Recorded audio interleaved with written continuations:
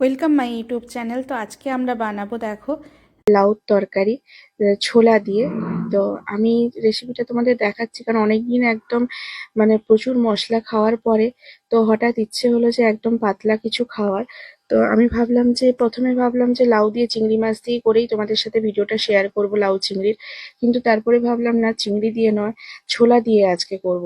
তো সেই জন্য রাতে কিছুটা ছোলা ভেজানো ছিল, তো সেটা আমি ধুয়ে পরিষ্কার করে রেখেছি ফার্স্টে। তারপরে লাউটা নিয়ে, এটা গোল লাউ, লম্বা নয়। তো লাউটা খুবই টাটকা, একদম দেখো খুবই সুন্দর নরম। তো এইভাবে পাতলা পাতলা করে ঝুড়ি ঝুড়ি করে কেটে নেবো, যেরকম আলু ভাজার একটু মোটা মতো কাটি আমরা সেরকম টাইপের। তো একদম সমানভাবে কেটেছি, এইভাবে পুরো লাউটাই কেটে নেব একদম। দেখো এই যে লম্বা লম্বা করে।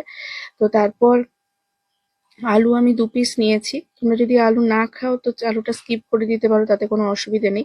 কিন্তু একটা আলু দিলে ওর সবজির টেস্টটাও, আর সবজিটা একটু মাখো মাখো হয়, সব থেকে বড় কথা। তো আমি আলুটাকেও এইভাবে লম্বা লম্বা করে কুচিয়ে নেব, যেরকম আমরা আলু ভাজার মতো করে কাটি। তো দুটো সবজি সমানভাবে কাটা হয়ে যাবে। আমি সাধারণত সবজিগুলো সমানভাবে কাটাটাই বেশি পছন্দ করি, তাতে সবজির টেস্ট যাই হোক না কেন কিন্তু সবজি দেখতে একরকম লাগে। তো সেই জন্য আমি আলুটাও লম্বা লম্বা করে কেটে নিয়েছি, দেখতেই পাচ্ছ। আর সবজিটা, সব থেকে বড় কথা, যে তুমি যে জিনিসটাই করছো সেটা যদি সুন্দর হয়, পারফেক্ট হয়, তাহলে দেখবে সেটার প্রতি একটা অন্যরকম তোমার ভালোবাসা এমনিতেই চলে আসবে। তো আমার সবজি কাটা কমপ্লিট হয়ে গেছে। তো পেঁয়াজটাকেও আমি একইভাবে লম্বা লম্বা করে কাটবো, দেখতেই পাচ্ছ। এইভাবে আমি পেঁয়াজটাকে কেটে নিয়েছি, এই যে লম্বা লম্বা করে ছাড়িয়ে। প্রথমে আমি পেঁয়াজটাকে ধুয়ে নিই, আর লঙ্কাটাকেও আমি জাস্ট লম্বা করে চিড়ে নিয়েছি। তো আমার সবকিছু কাটা কমপ্লিট হয়ে গেছে। এবারে জল দিয়ে আমি বাইরে ধুয়ে নিয়েছি, কিন্তু এখানে দেখানোর জন্য আমি জাস্ট একটু জল ইউজ করেছি। আমি বাইরে থেকে ধুয়ে নিয়ে এসেছি। আর তারপর ধোয়া হয়ে যেতে ছোলাটা তো প্রথমেই ধুয়ে রেখেছিলাম, তোমাদেরকে বলেছি। এদিকে আমি কড়াইতে সর্ষের তেল দিয়েছি, তাতে জিরে ফোড়ন আর একটু কালো জিরে ফোড়ন দিয়েছি, তারপর শুকনো লঙ্কা। তো সেটা খুব ভালোভাবে গরম হয়ে যাওয়ার পর আমি যে পেঁয়াজ কুচিগুলো রেখেছিলাম সেটা আর কাঁচা লঙ্কাটা দুটো একসাথে দিয়ে দিয়েছি। দিয়ে খুব সুন্দরভাবে নেড়েছি একদম, পেঁয়াজটা যতক্ষণ না হালকা ভাজা হচ্ছে। তো পেঁয়াজ ভাজা হয়ে যাওয়ার পর আমি তাতে নুন, হলুদ, লঙ্কা গুঁড়ো দিয়ে, তো একদম সুন্দরভাবে মশলাটাকে কষিয়ে নিতে হবে ফার্স্টে। তারপরে যে লাউটা আর আলুটা ধুয়ে রেখেছিলাম আমি, ওইটা আমি ওতে দিয়ে দিয়েছি। দিয়ে খুব সুন্দরভাবে আমি কষাবো। এতে আর আলাদা করে জল ঢালার কোনো দরকার নেই, কারণ জলটা লাউ থেকে এমনিতেই বেরোবে। তো আমি আর জলটা দেবো না। আর তারপরে আমি খুব সুন্দর করে নেড়ে আমি উপর থেকে ছোলাটাও দিয়ে দিয়েছি। যেহেতু ছোলাটা সেদ্ধ হবে তো একসাথেই সেদ্ধ হয়ে যাবে, আমি আলাদা করে আর ছোলাটাকে সেদ্ধ করলাম না।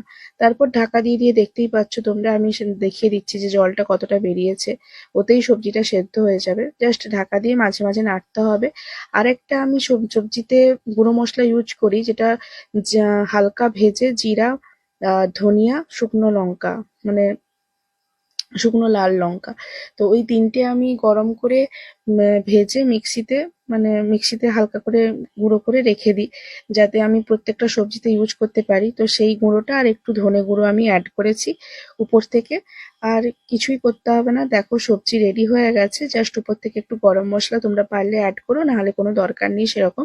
তো সবজি রেডি, এবার গরম ভাতের সাথে সার্ভ করো, খাও আর এনজয় করো। দেখো সত্যি খুব সুন্দর লাগবে। সবসময় মশলাদার খাবার না খেয়ে কখনো কখনো পাতলা কিছু খাওয়া যেতে পারে, তাতে শরীরও ভালো থাকবে আর শরীর সুস্থও থাকবে, আর এটা হেলদিও। এটাতে বেশি কোনো তেল মশলারও ইউজ করা হয়নি। তো তোমরা একবার ট্রাই করে দেখো আর আমাকে বলো।